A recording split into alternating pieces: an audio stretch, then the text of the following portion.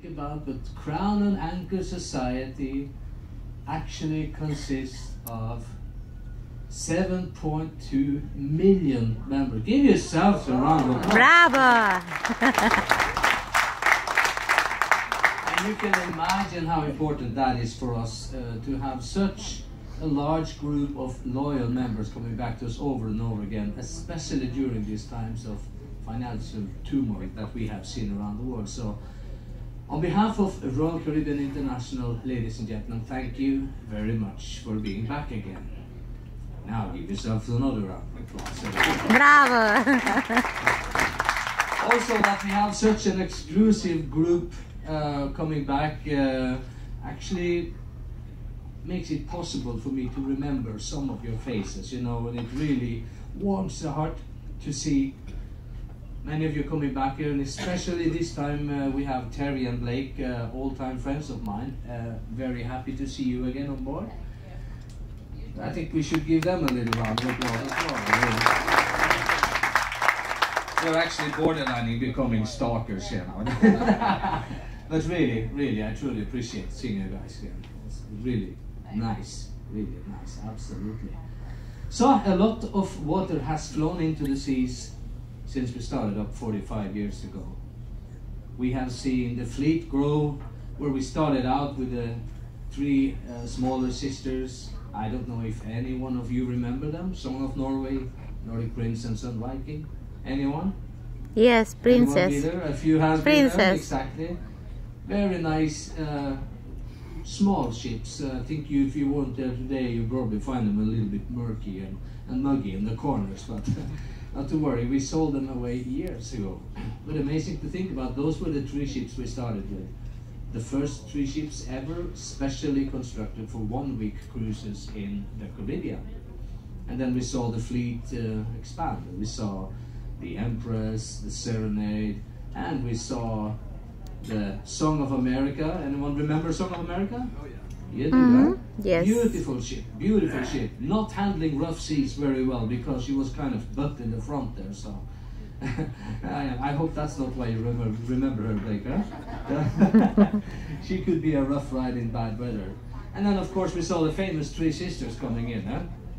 We saw this thing that no one has ever seen before. We saw the Sovereign of the Seas, Monarch of the Seas, and Majesty of the Seas. Yes, amazing. They were the very first mega cruisers that ever hit the market.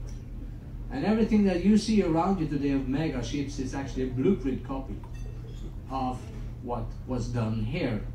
It was a groundbreaking project to get this class going. And it is, I think it's a very good testament to see that they are actually following the same construction principles, same operating principles, so they've done very good. And we kept on growing. We saw the Vision class ships spanning from 68,000 gross tons up to, what was it, 78,000 gross tons. Anyone been on Vision class ships? Yes. Yeah. Very, very nice ships, hugely popular, and we kept on growing. What was the next after Vision class? Anyone remember? Voyager. Yeah, Voyager class. Voyager, the famous Eagle project. Famous Eagle project was lurking around in the press and in the broadcast there for almost 2 years before it hit the market. And at the same time, in the shadow of the Eagle project, we also built the Radiance class, right? Radiance class coming in at 90,000 gross tons. In my mind, we're talking size, not really large ships, right? 90,000 gross tons. And then of course Voyager class, an amazing 120,000 gross tons. Now we're talking real size, 120. I have never been on those ships yet. The largest I've been on is actually 90,000 gross tons, and I'm perfectly happy with that, I must say. We started wondering, or I should say, they started wondering in Miami to chop Voyager class in half. Chop her in half and stretch her just like we did with the Song of Norway, Nordic Prince, and the Enchantment of the Seas. But then they realized, nah, why bother, you know, why don't we just build another larger class of ships? And we saw the Freedom class coming in. Navigator. Freedom class, 160,000 gross tons. Anyone been there? Yeah? Yes. You hated them, right? No. They are totally amazing ships, and they are very, very popular in the market. So I can understand you like them. And then we have this larger class, slightly larger class. Which class is that? Oasis. Class. Absolutely. Allure. Oasis class coming in, going through the same process that we did with the Eagle class. Like for almost 2 years before it hit the markets, it was lurking in the news press releases before we actually got to see them, and they actually weigh in at 220,000 gross tons, ladies and gentlemen. Isn't that amazing? Yeah. You know, if the Oasis of the Seas was the same height and the same width as the Majesty of the Seas, she would be 3 times longer. Imagine getting that one into Miami, huh? Not me. Not me, that's for sure. And of course we have our last class now, the latest class, the Quantum class, right? Anyone been there already? Yes. Some have, huh? Yes. Again, something that looks to be hugely popular, is a little bit strange to the market yet, this dynamic dining and some of the concepts they are bringing in.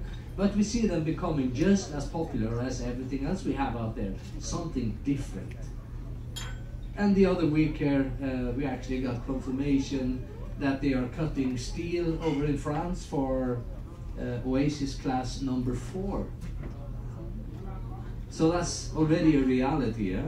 And they have also laid the keel on Quantum class number 3. So it's really happening and evolving as we're going. And here we are, on the Majesty of the Seas. Huh? Bravo. Once the world's largest cruise ship, unbelievable size and dimensions. We see that those newer ones, they are whiter, they are brighter, they got much more stuff and much more space on board. But we think, you know, that we got something that they don't have. Something that we are very proud of, and something that we hope that you have noticed as well, ladies and gentlemen. And that is, of course, that we have a bigger heart. What did you say? You noticed, right? Bravo, Captain. Absolutely, absolutely. And we are very proud of that, and we think it shines off through our crew as well. Very, very important. Well, you know, I'm not going to go on for much more longer of a time. You know, it's like when I finally get the chance and the attention, I cannot stop talking. That's me. But you know, I've become wise, and I've been looking for telltales. And when I see people start nodding like this, when you start agreeing with me without like applauding, I know it's time to stop. But I would like to, at the very end of my little trial here, ladies and gentlemen, on a very personal note, thank you very much for coming back again. It is my pleasure to be your captain this cruise vacation, and I'm certainly looking forward to cruise with you for years and years to come. Thank you. Thank you, Captain.